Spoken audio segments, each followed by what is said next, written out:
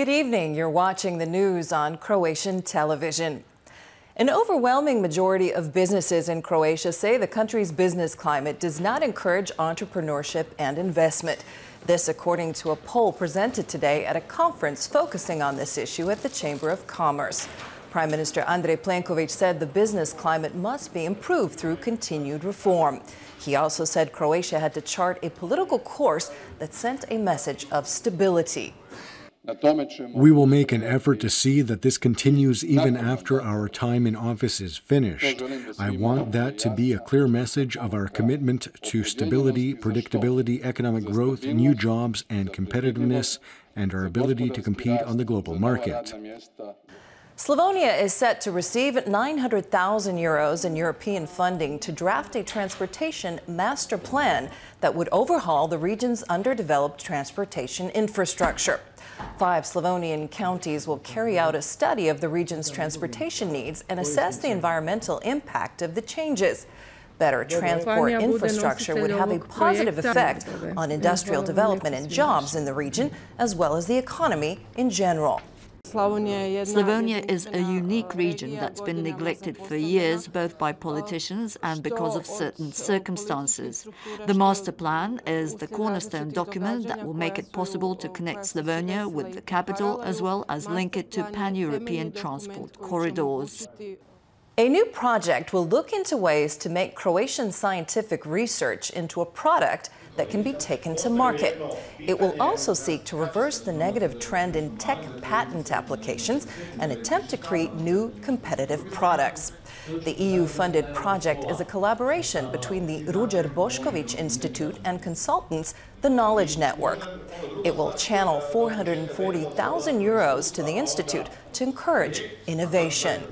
The goal of this project is to improve the system. It aims to analyze what the Ruđer Bošković Institute does now in comparison to similar institutions abroad. It covers training and activities that will improve the skills of the institute's researchers and their colleagues from the institutions they collaborate with. The most important thing is to foster good cooperation between the scientific and business communities. Cooperation between science and business is an area in which Croatia is very weak, among the weakest in the EU. British Prime Minister Theresa May says that she will notify Parliament when she triggers Article 50 of the Lisbon Treaty later this month.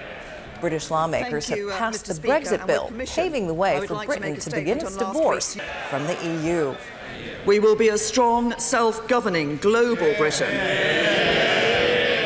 with control once again over our borders and our laws. And we will use this moment of opportunity to build a stronger economy and a fairer society, so that we secure both the right deal for Britain abroad and a better deal for ordinary working people at home. Turkey's president says an apology will not be enough to resolve a diplomatic spat with the Netherlands. Dutch authorities prevented Turkey's ministers from campaigning for a referendum that would give broader powers to the Turkish presidency. In his latest verbal attack, President Tayyip Erdogan accused the Dutch of responsibility for the worst massacre on European soil since World War II, Srebrenica. He was referring to the failure of Dutch UN peacekeepers to prevent the 1995 massacre committed by Bosnian Serbs. We know the Netherlands and the Dutch very well from the Srebrenica massacre. We are familiar with their corrupt morality and their role in the massacre of 8,000 Bosniaks there. On the eve of a Dutch election in which Muslim immigration has been a contentious issue, the European Court of Justice has ruled that employers can ban workers from wearing a headscarf. The case was brought by 2 Muslim women in France and Belgium who were fired for refusing to remove their headscarves. The court ruled that employers can bar employees from wearing any visible political, philosophical, or religious sign. German police have conducted a series of raids in Hildesheim after authorities banned the Islamist group known as the DIK. Police searched locations linked to a mosque, which they believe is a hotspot of radical Islamist activity in Lower Saxony. Numerous members of the mosque are believed to have traveled to Syria and Iraq to join ISIS. A strike by ground staff at Berlin's 2 airports has caused the cancellation of hundreds more flights to and from the German capital. The labor action began on Friday in a dispute over pay. However, unions have said they will not stage further walkouts this week. Their employers have proposed mediation to end the strike. We are still striking because our employer has not put a better offer on the table. We are now at an increase of 8% over 3 years, but the distribution over the 3 years remains unclear. We did the math, and that means 27 cents per hour, which is unacceptable. The people who are striking have their reasons, but it is no good for us. We are customers who were looking forward to going on holiday, which is now a bit ruined. Police in Zagreb will be stepping up seatbelt checks on Wednesday as part of a European-wide safety awareness campaign. Officers will be issuing tickets to drivers and passengers, both front and back, who aren't wearing their safety belts. They will also be checking that child car seats are properly secured. The campaign will run until March 19th within the EU. Croatia's water polo team became the first national team to play a game in Vukovar since Croatia declared independence. Croatia defeated France in round 5 of the FINA World League at Vukovar's new aquatics center.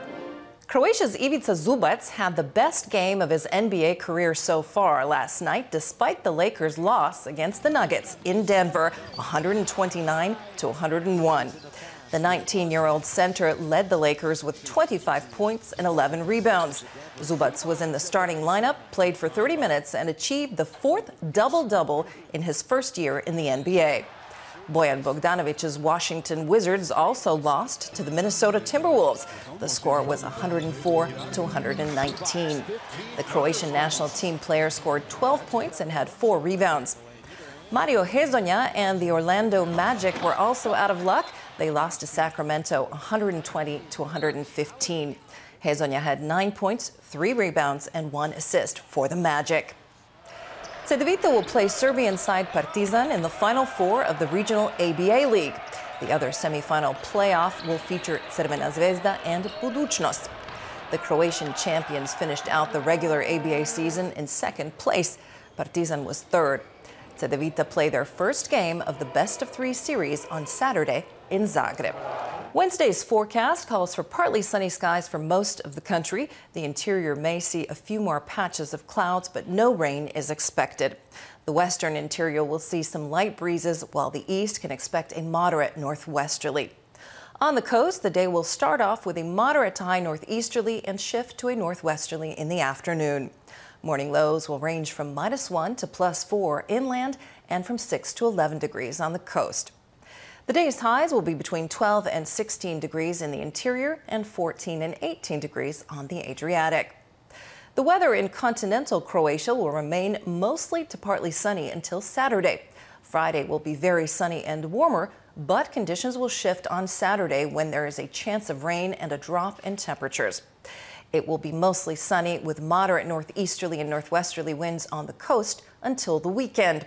Saturday will also bring a change in the weather along the shore with clouds, cooler temperatures, southeasterly winds, and a chance of light rain in the north. And that brings us to the end of our program. Thanks for joining us. We'll see you again tomorrow.